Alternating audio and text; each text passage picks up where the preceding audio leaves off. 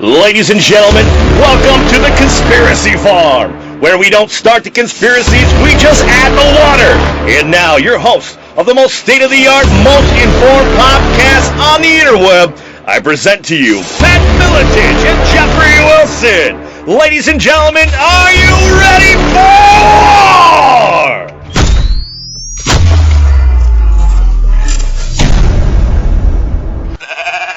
We are locked and loaded once again, ladies and gentlemen. Another huge epic episode of the Conspiracy Farm coming up, where we don't start the conspiracies, we just add a little water. And we have a gentleman on today. He is changing the game in the world of media. Boy, he just outscooped the media in the last 48 hours and pretty much shut down the interweb with his breaking of the story of Susan Rice being the source of the unmasking of Trump officials. We're going to get into it, ladies and gentlemen. Of course, I am Jeffrey Wilson, and I'm always riding with my co-host, UFC Hall of Famer Pat Miletich. Today, lawyer, author, journalist, filmmaker, breaker of huge news, and redefiner of the game, ladies and gentlemen, Mr. Michael Cernovich is joining us today. How are you, sir? Doing great, man. Thanks for having me on. Absolutely. How are you doing today, Pat? I'm doing great now that we've got Cernovich on. I'm a happy camper, my friend. So let's get to this because people want to hear it. Yeah, I mean, they really do. I mean, I teased it earlier today and got quite the reaction. I mean, sir, I applaud your endurance. I've been watching you live today, this morning. You were live last night. You've been a busy man. What's new in your world, sir? Yeah, dude, it's all about taking care of your health and taking care of your body. Otherwise, this will crush you. It's been busy. I wake up yesterday and found out that Bloomberg confirmed my story about Susan Rice and that they were actually trying to claim that they broke the story and that I didn't. I wake up today and find out that I got retweeted by very well-known people in the administration. So now the media's freaking out. They're writing all kinds of articles, lying about me, creating fake news about me. And it's good, dude. The American people are waking up, and that's what inspires me, that people are waking up and learning the truth. Well, it's something that, and you absolutely are doing it, man, and my hat is off to you. It's something we like to do on this show is clarify the language, and something out of the box we need to take care of, because this thing that's been going around called fake news, of course we've all heard of it, but guys like me, guys like Pat, guys like yourself, other people who's been down this rabbit hole a long time know this term fake news is probably, I guess, maybe a modern term for what we know as Operation Mockingbird, which started in like the mid-40s as a means to control the media. What are your thoughts on Operation Mockingbird and that still being in place today, but now everybody's kind of acting like it's brand new with this term fake news? Right. We've all known that there's media narratives that circulate, and every news website would say the same thing about everything. Pick a topic, Russia. It's everywhere in the news. You read about Russia, and you wonder, well, why is that? Why do they all write about the same stories and take the same angle, and they're not writing anything new or interesting? And the answer is that Operation Mockingbird revealed that the CIA controls the media and controls the news narrative. And we are now seeing a new form of Operation Mockingbird, where the narrative is dictated at the top, and people are told what they're allowed to write about and what angle they have to write about Trump. It's so crazy because, I mean, Pat, we've talked about this numerous times. The hubris going into the election was, of course, Trump was going to lose and Hillary's going to stomp him, etc. And to see them not just lose, but this level of, this level of petulance that's going on because they lost, super sour grapes, making up BS day after day. That's why you see this many forms of overreacting to Trump winning. Just the vile rhetoric that's coming out of these people. I got a message from a girl I went to high school with today and said, I'm glad to see you're the same asshole you were in high school. Well, come to find out, I looked at her page, and she's a bigwig in the Democratic Party in Iowa. And I said, listen, I'm glad I'm getting this kind of reaction out of you. I know it's working, and I know you people are afraid now. And that Operation Mockingbird is very real. And if it's not, well, let's talk about the incestuous relationship between the last administration and the mainstream media, where you've got people like Susan Rice, who Mike Cernovich has just lambasted, who's married to an ABC producer, Ian Cameron. So that it's throughout. It's disgusting. It's very disturbing what's going on. So they're panicked. Donna Brazile saying that I was totally okay with giving Hillary, inside baseball notes on the debate. Like the level of like detachment and this rationalization of behavior is just crazy. What are your thoughts, Mike? Are they untouchable, Mike? Is that what's going on here? Well, they realize they aren't now because alternative media platforms have taken over. Speaking of Operation Mockingbird, the WikiLeaks revealed that Maggie Haberman and a bunch of other people who work at the New York Times, they were called friendly reporters by the DNC, and the DNC would actually feed them news stories, fake news essentially, and they conspired and coordinated at the highest levels of the DNC. But what they're realizing is that people are demanding the truth, and they're demanding alternative platforms. That's why they're freaking out, and they want to take out anybody who is speaking out against the narrative. And they're getting really vicious and really mean and really nasty. That's why they are afraid, though, because we're having an impact now.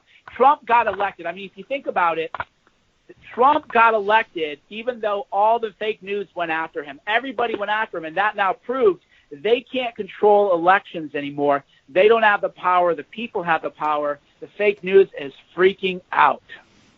The full-on death throes, man, and it's something I really, I gravitate to when I hear you, and this is something that it just bugs the hell out of me. There's a certain level of selected butthurtness and this level of intellectual dishonesty.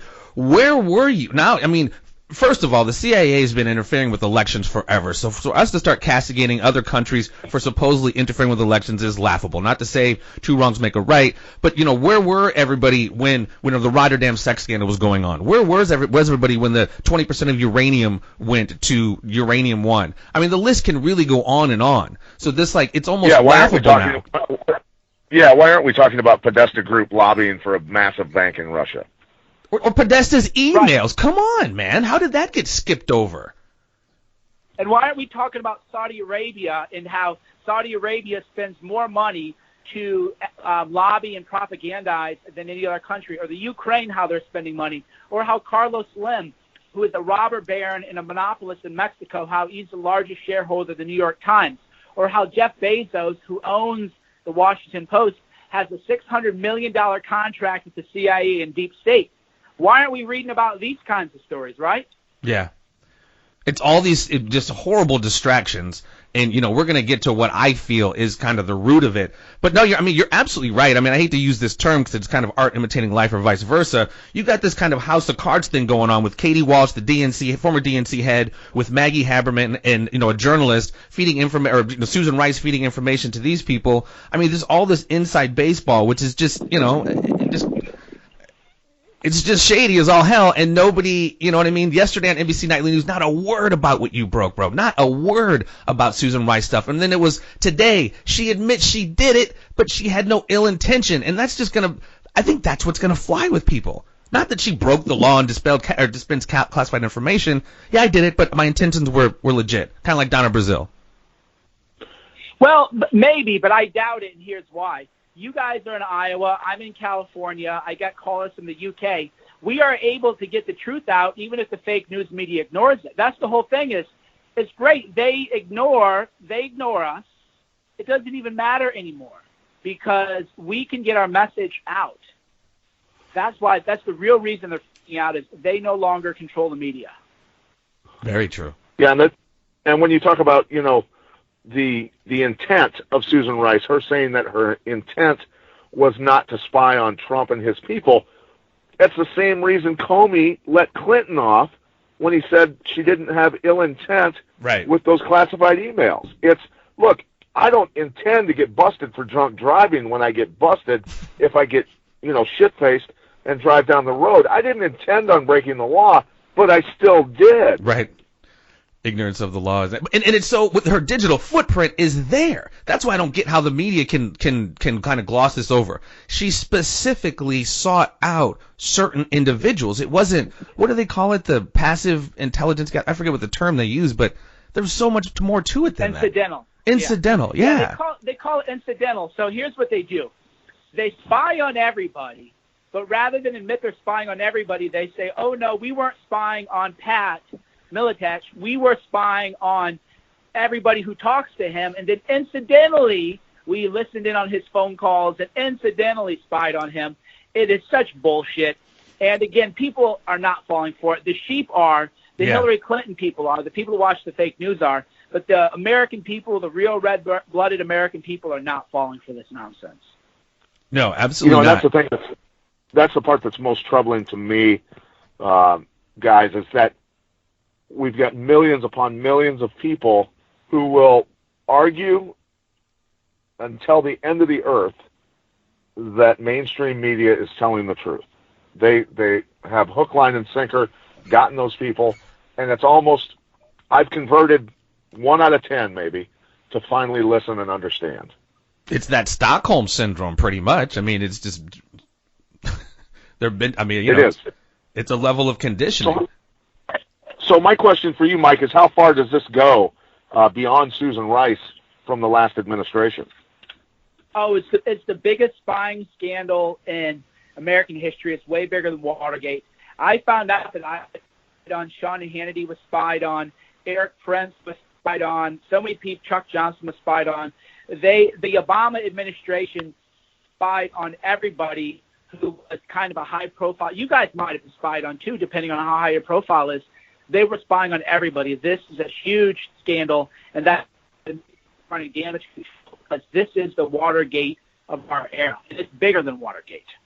Well, Mike, if they just a note, if they weren't spying on Jeff and I before this show, they are now, right, because we had to on, probably.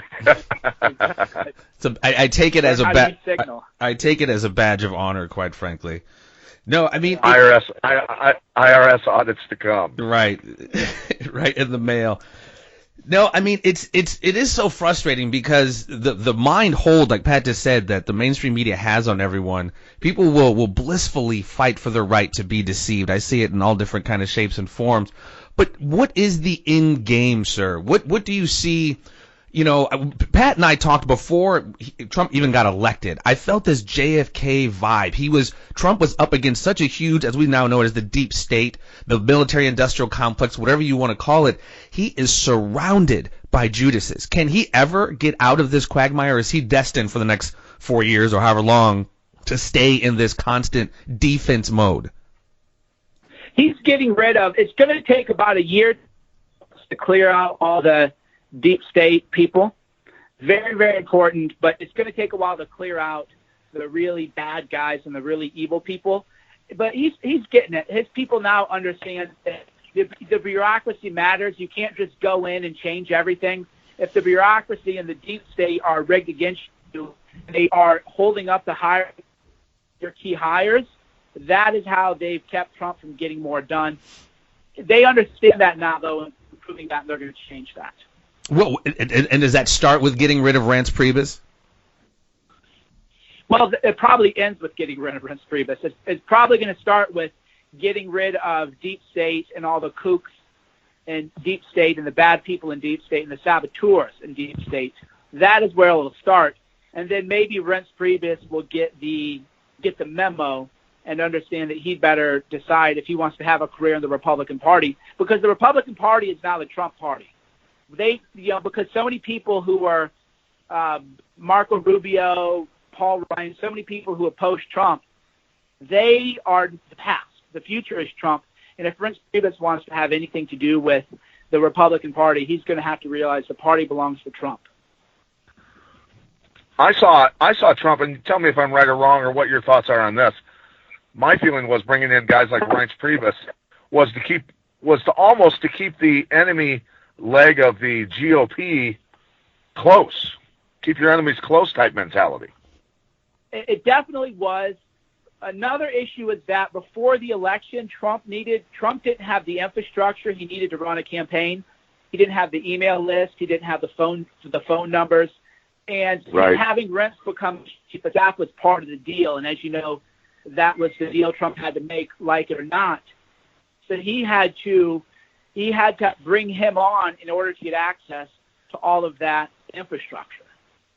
There is, too, a keep your enemies closer kind of thing. But a deal's a deal, and Trump is going to give Reince Priebus a fair shot, to be honest, and we'll see what happens. Yeah.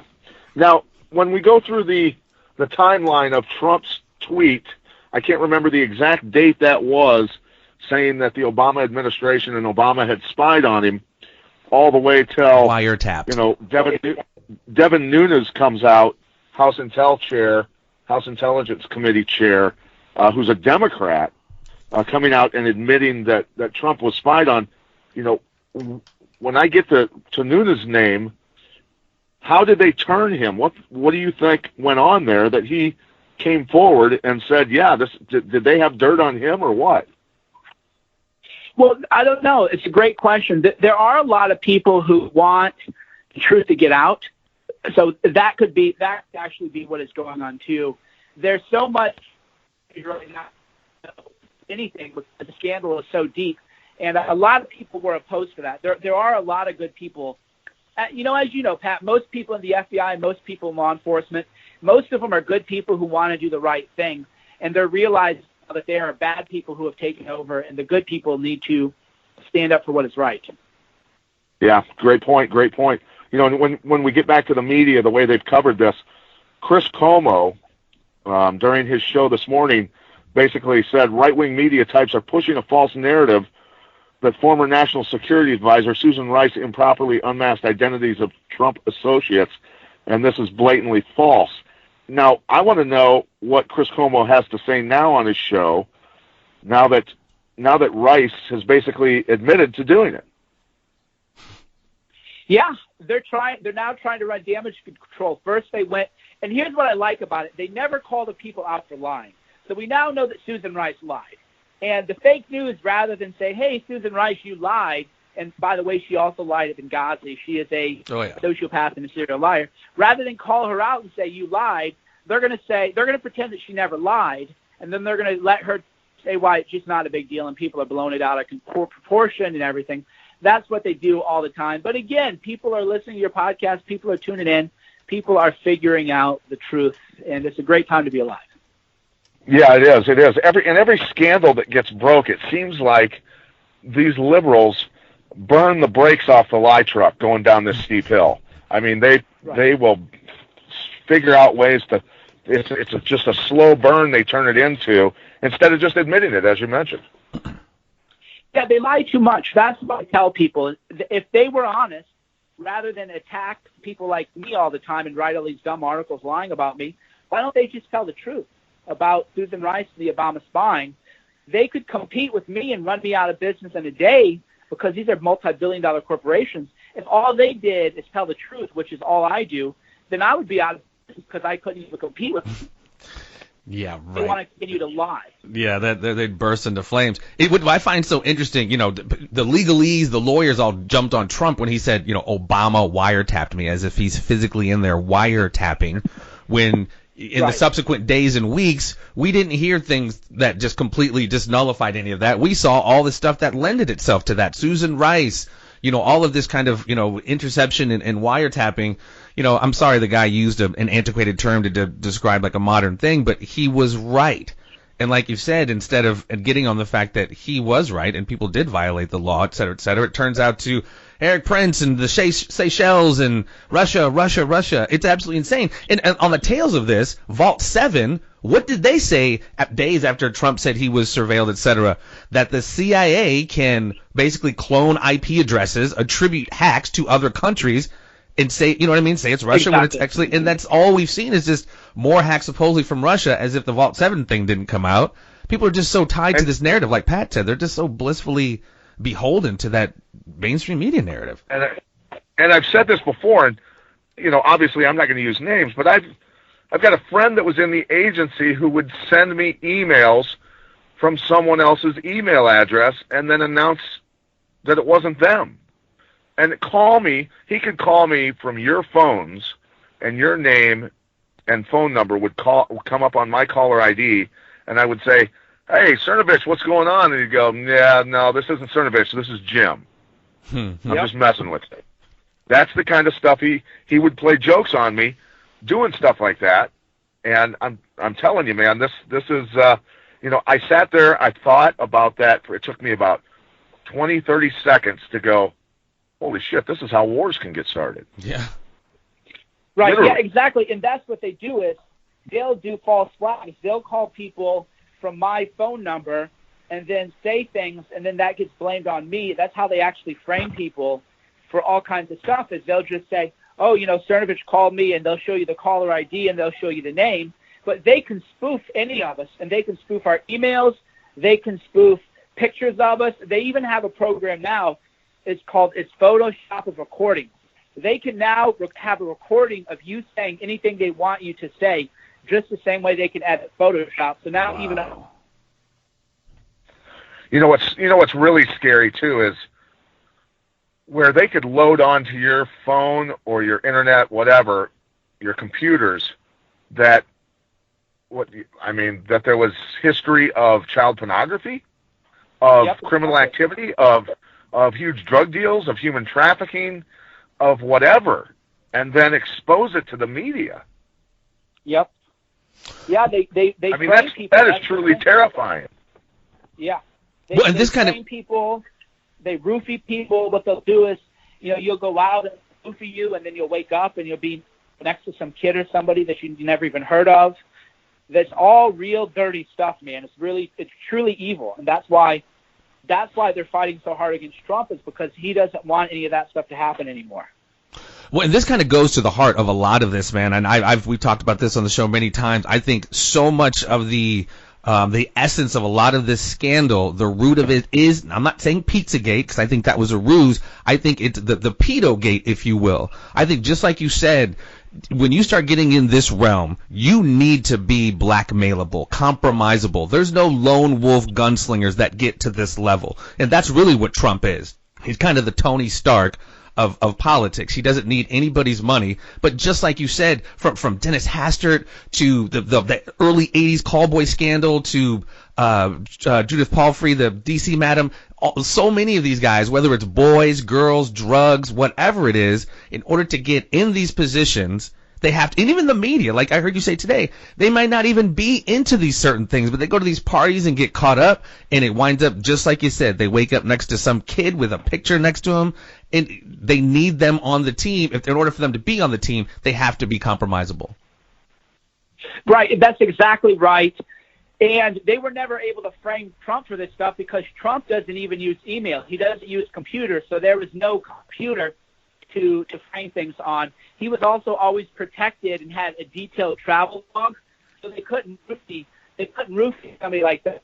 That's why they hate him, because he might be the only person who ever ran for office that they couldn't frame for anything, because he was so well protected, had so many people around him every time he was there that they couldn't roofie him. And because he never used computers, they couldn't plant anything on his computer or fabricate evidence against him.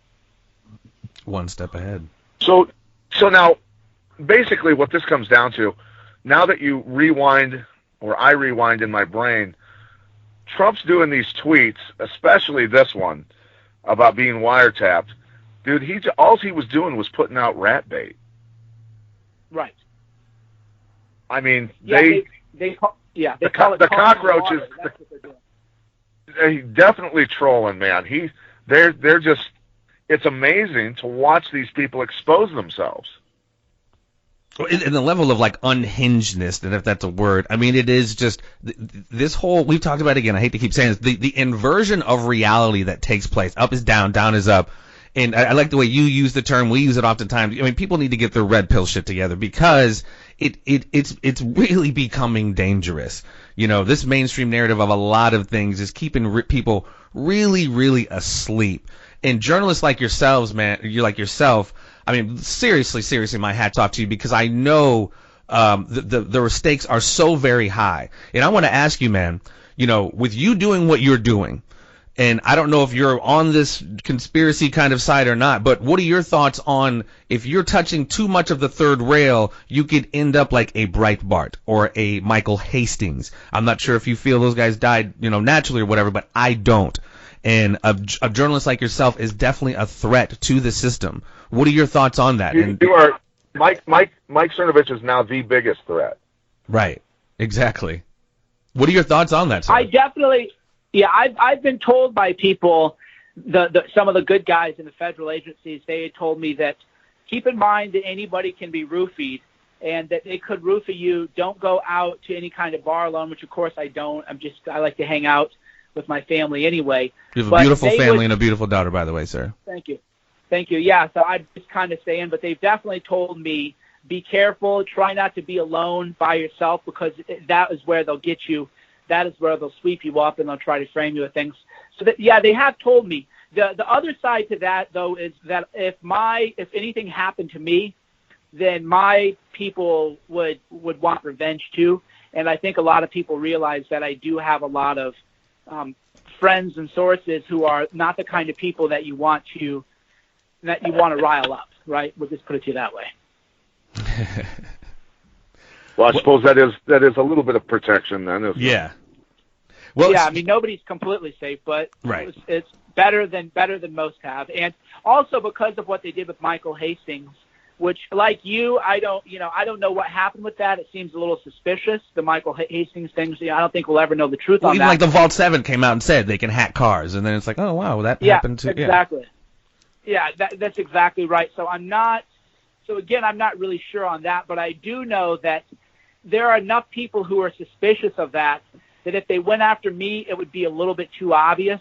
So they're going to try to sweep me up with some kind of what I think they'll do is they'll try to have people that I've never met claim that there was some sexual thing. That's how they try to bring everybody down, is right. with false kind of criminal stuff like that. So that would be that's why I'm careful where I am. I watch myself.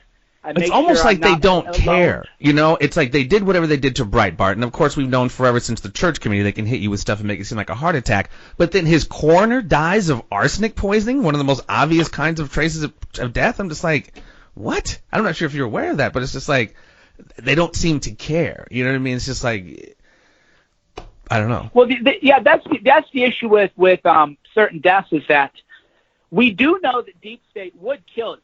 Right? It's just always proving whether or not they kill them, or who they are killing. But we do know that they'll kill you. They're soulless people, and they'll frame you for crimes. And it doesn't mean anything to a sociopath, to a truly predatory people, the kind of people we have in Deep State. So that definitely you'll never know for true, or you never know for sure, because yes, they would kill a person. Now whether that given person was killed by them or not, always hard to prove, and of course they're pretty smart about how they take people out. And one that comes to mind, going back to the third rail, Monica Peterson from the Human Trafficking Center, who got killed trying to track down what Laura Silsby was doing down in Haiti, just completely jacking children and taking them to the Dominican Republic. And this hero, Monica Peterson, winds up dead under, of course, shady circumstances. One of many, who's touched this third rail. And also, wasn't there a documentary filmmaker in Georgia who she was about to release a big film on child sex trafficking, and she was also, maybe it's the same woman you're talking about, she was going to release a special, and then suddenly she was killed by a murder-suicide of her husband, but her husband had never had any kind of mental illness or any kind of other condition. That is another story that doesn't add up. Yeah, like I said, they don't have any compunction with killing people. Right. I've heard, So, George, Mike, I'm curious. Go ahead, Pat. I'm sorry. I'm curious, Mike, as to what type of law did you or do you practice? Yeah, I did a bunch of criminal defense work, which is why I know how easily a person can be framed for anything. They can plant. Well, and I was wondering. I was wondering if that was the case, simply because Jeff and I have discussed somehow. I think most people don't see this stuff as even remotely possible or reasonable, because they aren't evil people or can't think like an evil person or comprehend that people can be this evil. So you, as an attorney who's seen a ton of evil people, I'm sure after all those years went, okay, it dawns on me. I get it. Now I see how evil people think. Yeah, you're exactly right. The biggest mistake people make is projecting their own sense of morality to the rest of the world. That's why they're like, well, you guys are crazy. Right. There's no way somebody would frame you for pedophilia. Right. And you're thinking, well, no, you would not, just because you would never do that, and the people you go to church with, and the people you go to synagogue with, and the people you go to mosque, and the people that you are around, the people that you go to fish fries, just because they would do that to somebody else, that doesn't mean there isn't a whole world of evil. And essentially, House of Cards is real. Bill Clinton, of all people, even said the House of Cards is real. Yeah, and you're so right. They set up that normalcy. That's the nail on the head, man. You set up this normalcy bias in your brain, like you're straight blue pilled out, and it's like, no, that could never. Like, are you kidding me? And that's why this whole thing about now, like, people so in an uproar, Russia interfering with our democratic process. Like, wow, where have you been the last 80 years of American foreign policy? Like, let me name the countries where we've interfered, assassinated, etc., coups, juntas.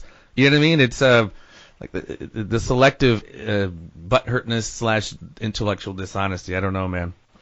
Something I wanted to ask you about. You've mentioned before, and I've heard you talk about George Soros. I've seen different videos, and we've talked about it on this show many times, that they are dividing and conquering on so many different levels, the social engineers, etc. And George Soros is a huge part of that, which his money and how he's utilizing that money to create unrest. I've heard, he's doing a lot with these anarchist groups, the anti-fascist, you know what I mean, whatever these groups are called. And I heard he's trying to ramp it up more and more this summer, et cetera. What are your thoughts on George Soros and his attempts to cause unrest, not only just here, but across the world? He's trying to cause it in Romania. That's why he was kicked out of Hungary.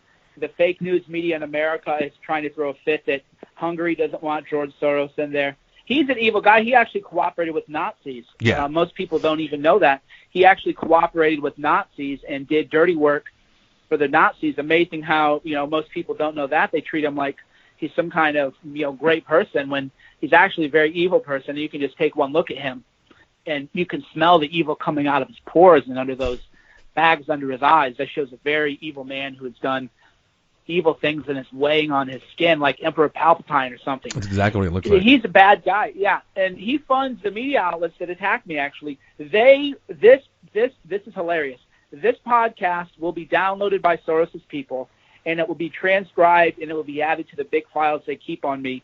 They listen to every podcast I do. They download every show I do. They transcribe it all. Even if it's Saturday night at 11 p.m., they're literally watching me 24/7.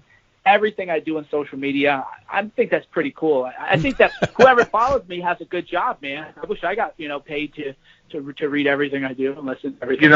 You know what the true conquest will be, Mike, is if you turn Soros's people who are surveilling you into fans and constitutionalists. Right. Good luck with that one. That's the win. But now I want to hit on this real quick with you, Mike. Are you familiar with Michelle McPhee out of the Boston area? No, I'm not. Okay, so she just released a book called Maximum Harm: The Tsarnaev Brothers, the FBI, and the Road to the Marathon Bombing. And it connects all this stuff. I tell you what, man, this book right here is going to be a bomb going off in the face of these people, exposing a lot of really nasty stuff that was going on up in the Northeast. And, I mean, it goes thick. I mean, all the way to possibly, connections to Syrian drug runners and kings and Boston Police Department. It's gonna get ugly, man. It's gonna get and the FBI. It's some scary stuff going on. And if you're familiar with Sibel Edmonds, it's just an echoing of pretty much of Gladio B, essentially. Well, and I haven't read it yet. You're right. I didn't recognize the name, but I'd heard. I had to go buy that for myself too and read that. Yeah, I urge everybody to get that Maximum Harm by Michelle McPhee, and that's going to be it really is. It's a bomb just got dropped. Yeah, we hope to get her on here in the next little bit, don't we, Pat? Yeah, we'd like that. But no, as far as Mike, do you carry a gun? I'm always protected. That's for sure. I don't want to let the enemy know my security. Smart man. Details, man. I'm not a soft target. Anybody can get got, especially if they send an operation to. If they want you bad enough, anybody can get got. Sure. But I do have a plan in place for that kind of stuff. Right. Good. That's good to know. If they can get the president, they can get any of us. Old JFK. Yeah. Indeed. They can get anybody. So now, in the end, is Sessions going to start sending out? I mean, if we can get Rice, is Rice going to plead the fifth in front of a congressional hearing on all of this? I think she has to. Yeah. This scandal goes so deep. This scandal goes so deep that I think they have to. I mean, is Sessions going to start putting out some? Yeah, I mean, are there going to be indictments on this? Do you think? I don't know about that. I hope so. I mean, it's so nice. I mean, it's so mirror of Watergate, the plumbers, and it just slowly chipped away. It was 2 years after the Watergate break-in where things really start hitting the fan as far as, the finding out the taping system. I mean, dude, it's gonna slowly chip away. And like they said in the movie Nixon from Oliver Stone, I know it's not absolutely true, but it's like, do you really think Susan Rice did that without explicit instruction from XYZ, and we know who that is? Like, exactly. Come on. Right. So here's what this is what I imagine will happen, is the scandal goes so deep that Susan Rice will have to plead the fifth, and then rather than all these people go to prison, which we would like to see happen, they might reach a compromise deal where they say, okay, you and all your people got to get out of here. And this will be their way to hit the reset on Deep State and actually put in people who care about America and care about Americans. I see that because it goes so deep, guys. It goes, so many people are involved that there would be the courts couldn't even handle it. There'd be too many. It would be bigger than the mob trials. There would actually be more people than in the mafia trials. Well, and everybody's so shook on both sides. I'm just saying, take my tax dollars. Let's start prosecuting. There we go. Well, I agree. Yeah, I just don't see, because on both sides they're so compromised. They can't get to the truth. So, but if we get the people out and we can hit the reset button, then even though I might like to see blood in the streets, we can settle for that. Sometimes you just got to take the L, however you get it. Wow. Well, yeah, I mean, there's got to be, at the end, why are we doing what we're doing if there's not victory, right? If there's not balance. Exactly. Hey, let justice be done though the heavens fall, baby. This has to happen. I mean, there has to be a reset. Like, as a planetary species, we cannot allow this to continue to take place as some kind of normalcy. And we haven't even gotten into, and I guess we don't have much time, but to get into some of these organizations trying to normalize this shit like pedophilia, et cetera. I mean, it's absolutely insane. Right, I agree. Thanks so much for having me on, guys. Absolutely. Ladies and gentlemen, man, Mike Cernovich, he is the author of Guerrilla Mindset. Go to dangerplay.com. Man, thank you so very much for your time, sir. Thank you, Mike. It's my pleasure. Keep going, guys. All right, take care. Stay tuned, ladies and gentlemen. There will be more.